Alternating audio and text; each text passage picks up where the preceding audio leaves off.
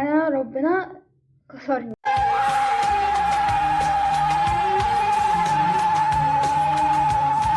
هلو، انا لسه راجعه والطرحه زي الزفت والاوضه زي الزفت. طالما الاوضه زي الزفت يبقى اعرفوا ان I was going through something. let's نستعيد. حتى الازاز في الارض. بعد ما اصلي بنظف الغرفه واحط جدول علشان I was kinda late. أسوأ انتكاسة مرت عليا، فالحمد لله اني طلعت منها. يلا let's جمباري ما شو and let's improve me together.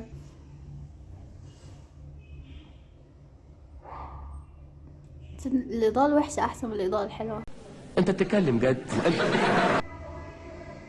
اوكي، عملت هنا.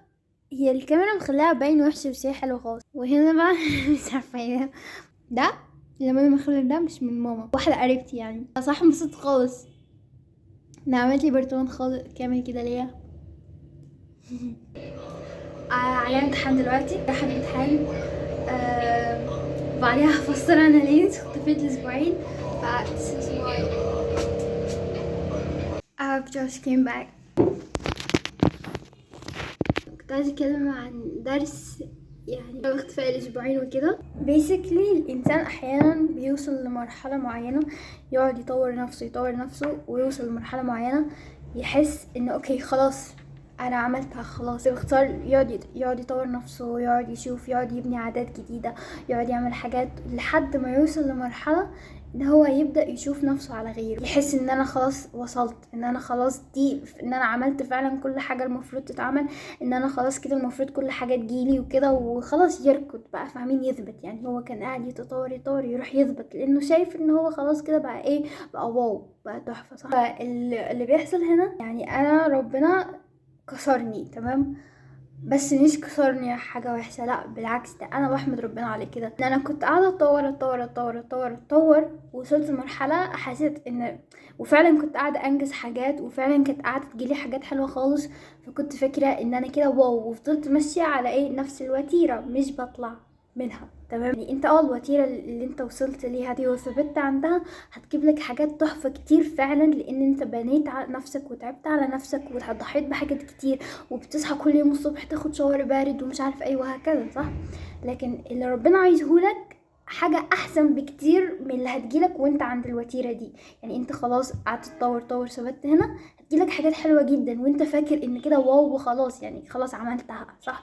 لكن اللي مش عارفه ان ربنا محتاجك تطلع شوية كمان علشان شوية كمان الصغيرين دول هيجيبولك حرفيا حاجات فوق ما انت تتخيل بكتير. لان ربنا بيحبك، فربنا عايز يديك الحاجات الحلوة دي ليه؟ عشان هو بيحبك، عشان هو طيب، فعايز يديك حاجات اكتر مما انت دعيت بيها بكتير. لكن انت جيت عملت ايه؟ ركضت، وقفت. فاللي حصل ان ربنا كسرني بعد ما انا الحمد لله اتطورت وكنت هنا، رجعت هنا وما تحت كمان، يعني اسوأ من الاول بكتير. لمدة اسبوعين كانت اسوأ انتكاسة امر بيها السنة دي حرفيا. كنت مدة اسبوعين حرفيا اسوأ من الاسوأ يعني. فرجعت ايه، اصحى كل يوم الصبح، طبعا اقفل المنبه، اكمل نوم براحتي خالص، اصحى اقعد على الموبايل، اقعد على التابلت، اقعد على اي حاجه، اخر الصلوات، وركزوا على دي عشان تاخير الصلوات بيأخر حاجات في حياتك. اخر الصلوات، ما اتغداش حتى، اكل اي حاجه منين كده، بسكوت اسمه منين، اي حاجه كده، وافضل طول اليوم في السرير، طول اليوم في الموبايل لمده اسبوعين. وصلت لمرحله طبعا المذاكره قاعده تتراكم طبعا، وخلاص احنا في فتره اختبارات وكده. صحتي بدأت تتدهور، بديت أعيا كل ما أقف كده، لأني طول اليوم نايمة على السرير، فكل ما أقف أحس بضربات قلبي.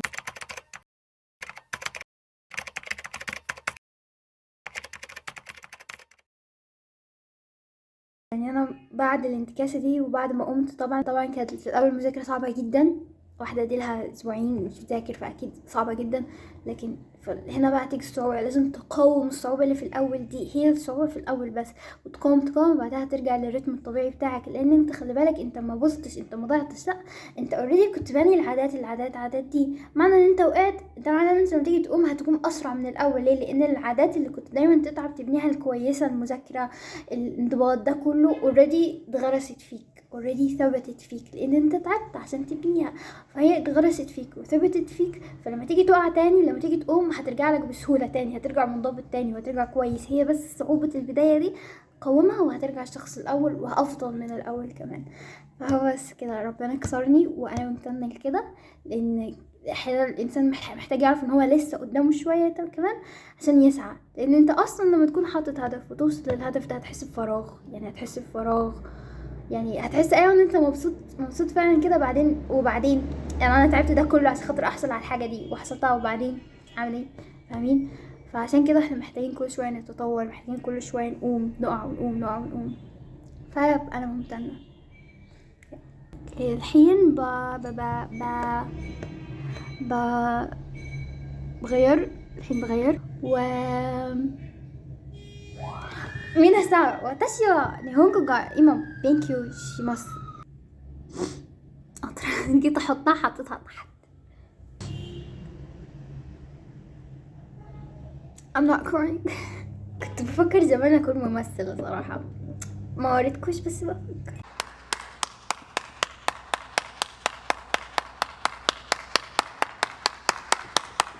كنت غبت صراحة في يومين كده مهمين. اصحابي قالوا لي انت غبتي ليه، انت كده هتنقصي درجات كتيره خالص. كنت خايفه صراحه جدا انقص وكده، وكنت ندمانه، بس كنت يعني دايما بقول الحمد لله، انا متاكده ربنا عمل لي ده لسبب، والحمد لله وانا واثقه في ربنا. ف فسبحان الله. باعتين امبارح قايلين ايه، يقولوا الجي دي هات ما بقاش عليها درجات خلاص، واللي غاب مش هينقص، فرقها بس في الحرمان. سبحان الله. ايماجن يعني انا غبت خلاص وخايفه وكده، وفي النهايه قالوا خلاص اللي غاب مش يعني مفيش نقصان فحسيت الموضوع مضحك يعني.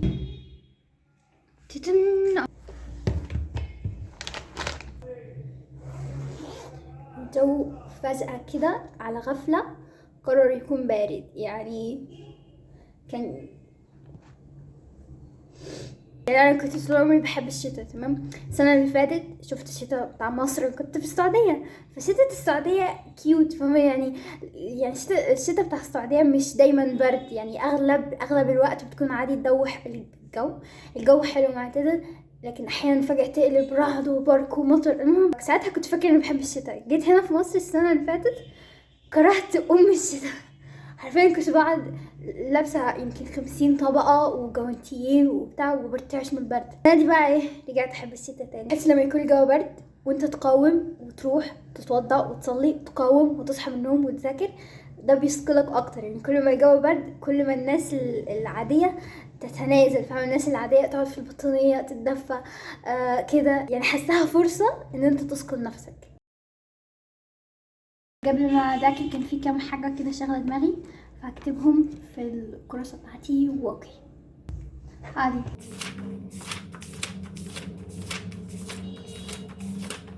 حرفيا الحاجه دي كنت عايزه اعملها، هي لها علاقه بقانون الجذب، عايزه اعملها من يوم 19 ليست دي، وعدت كل الايام دي وكتبت ده كله وانا لسه ما عملتش الحاجه دي. فالحمد لله انا قررت اعملها النهارده وانا عليا اختبار. ما لما تكون مش كويس في حياتك، في مذاكرتك، في حياتك، في اي حاجه، ما تشوفش نفسك فوق حد.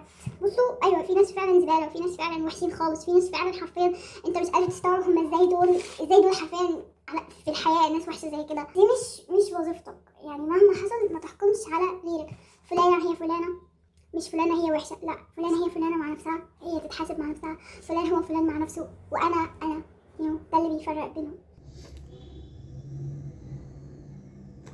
だからゲラスが嫌いزمان.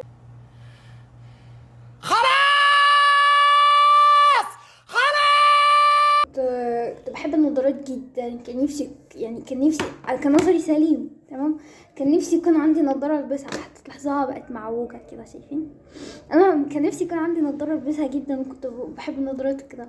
دلوقتي لما بجد نظري ضعف وبقيت لازم البس النظاره، ما بقيتش احبها بقى، شكلها وحش. بعيدا عن الشكل هي مزعجه، بس الحمد لله. هذا جدول بس خبيت، يعني هو جدول كامل تمام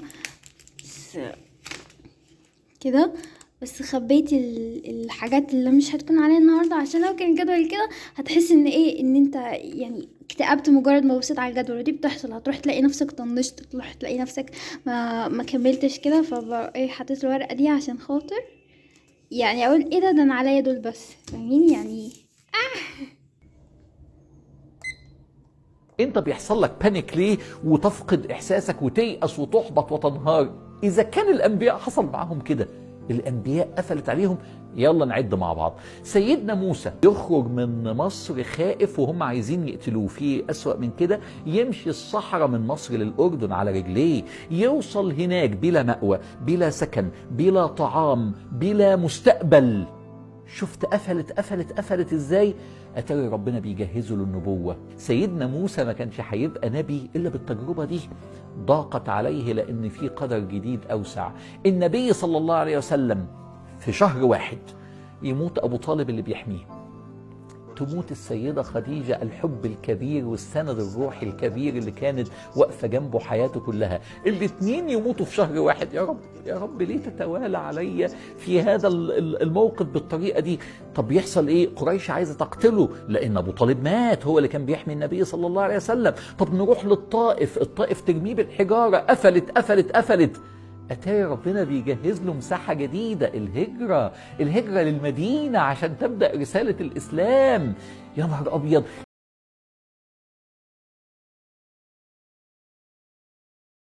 الحين المؤقت رن فبريك 5 دقايق.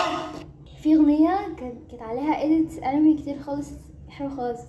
حطي راسك على المخدة جوا قلبي ما في قدي لونه أبيض، مش فاكرة بس مرة كيوت. أقلب في اليوتيوب كده،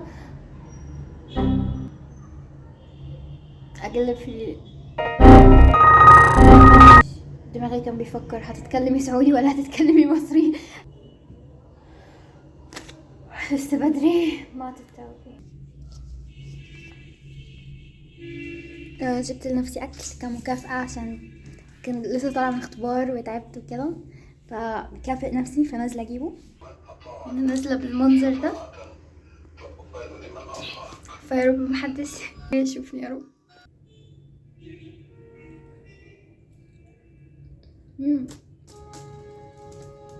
حط حتة تومية، حتة سبايسي، وقع فيها شيش طاووق، قسمها كده كلها مع الرز. بسم الله.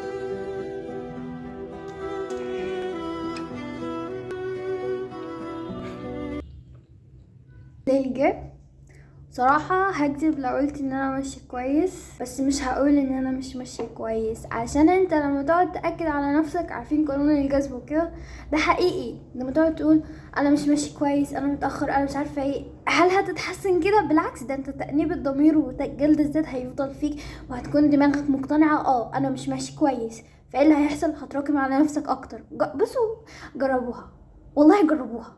فانا مش هقول ان انا مش ماشية كويس او كده، لا، الانسان بطبعه خطاء، الكمال لله وحده، بس ده مش معناه ان انت تبرر لنفسك كل اخطائها وتقول عادي لان مفيش حد مثالي غير ربنا. لا، انا فعلا ارتكبت فعلا بعض الاخطاء ومطلت، بس انا قعدت مع نفسي واكتشفت الاخطاء دي، اني مسكت الموبايل وما تحاولش تقاوم. يعني ما تقولش انا هاخد 5 دقايق بريك على الموبايل بس وهرجع، عشان انت هتفشل في ده، لان هو يعني الاجهزه دي مصممه ان هي تلعب في عقلك في النواحي النفسيه، ان انت تخليك مش قادر تبطل، كل شويه تفرز دوبامين مع كل فيديو. يعني بصوا، ده هيكون غصب عنك، فانت امنع ده من الاول. بجد لو نصيحه فادتني جدا جدا، اللي هي ما تمسكش الموبايل، حط الموبايل بس ساعتين اخر اليوم بعد ما تكون خلصت اللي عليك. وقلتها في فيديو نصائح مذاكره، بجد نفعت. عرفت بعض الاخطاء وعرفت الاخطاء، وبعديها دعيت ربنا، وبعديها ندمت على الاخطاء، بس خلاص. فحاليا اللي في ايدي، انا مش هقول ان انا متاخره، لا، انا قاعده احاول اسعى واقوم تاني، وده المطلوب. بس ده المطلوب، ان انت تقع وتقوم تسعى. فانا وقعت وقمت تاني فيا رب انا كده بسعى، ده المطلوب مني حاليا. هعمل اللي عليا بشكل عقلاني، احاول اخلص شويه حاجات كتبتهم وحاجات معتدله بشكل عقلاني، بحيث ما تحطش حاجه صعبه في الاخر ما تقدرش. ونحن نسعى مع بعض. السعي ده مش معناه ان انت المحاولات الناجحه بس، لا، السعي ده يشمل المحاولات الناجحه والفاشله. جمبري مشو بيخ.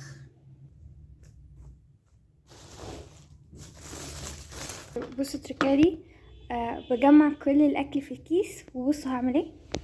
مش في الكيس، على الكيس.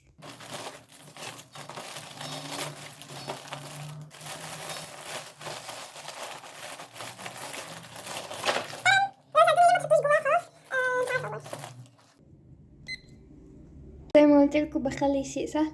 فحاليا هسمع محاضرة، يعني المحاضرة مش محتاجة تركيز زي ما ان انت تحفظ المحاضرة وتذاكر المحاضرة. وهحط شوية حاجات، يعني هنظم جدول تاني مرة تاني.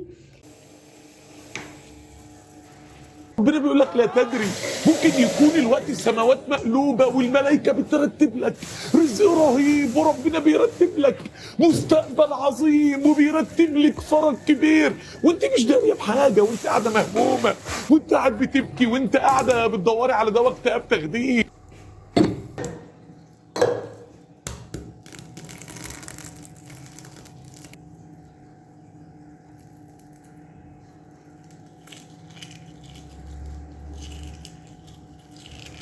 انا كنت مديه ربنا ظهري وعماله اصارع الحياه لوحدي، يعني خوفي على الارزاق بكل انواعها. كيت بقى كل ده واتعلقت بربنا بس. اللي متعلق بحاجه غير ربنا في ذل، متعلق بربنا بس، لا متعلقه بشيء ولا بشخص ولا بحاجه ماديه ولا خايفه على الرزق. كله في ايد ربنا. اول ما امنت ان كله في ايد ربنا، لا بجري ورا حاجه ولا بجري ورا حد، كله بايد ربنا. يعني انا قاعده تقيله كده وكل اللي بيجي بيترمى، بعمل اللي عليا، انا بسعى بس بتقل مش بخوف. التعلق تلاقيه دايما حريص على الحاجه، لو هو ما جابهاش يحس انها مش هتجيله، عشان متعلق بالحاجه مش متعلق بربنا. كل الدنيا ظهري، كل ده اديله ظهري كله. ووجهت وجهي للذي فطر السماوات والارض. لما تحط كريم على الوش وبعدها تشرب ميه، تكون انت حطيت الكريم فبتدوق طعم الكريم. كي المغرب أذن، مش عارفة باين ولا لأ، بس شايفين البلكونة الشباك بتاعها بامبي. واو، العالم بامبي. الكاميرا مش ظاهرة ليه، العالم كله بامبي حرفيا. او ماي جاد، سبحان الله. عارفين المضحك ان انا دلوقتي عيانة، زوري وجعاني وقاعدة اذاكر البكتيريا اللي بتسبب وجع الزور. اهي تعمل لك يعني حرفيا كل اللي عندي حاليا: blocked airway from swallowing tonsils, dehydration from difficulty swallowing fluid عشان زوري وجعاني، فمش قادرة اصلا ابلع اشرب اي حاجة وابلع اي حاجة. ف this is funny. هاي لسه راجعين على المغرب، وصراحة اول مرة اخرج كده وارجع يعني على المغرب، فحاسة ان انا bad girl. اول مرة في حياتي كلها اخرج مع صحابي كافيه وارجع على المغرب لوحدي. اول مرة. احساس حلو صراحة. وكمان اشكر الاء، عشان الاء كل شويه تسالني تقول لي امتى هتنزلي فيديو يوتيوب، امتى هتنزلي فيديو يوتيوب. فهي اشكرها انها نزلت فيديو. على امتحان بعد بكره، و جمبري مسو وموبايلي 3%. باي.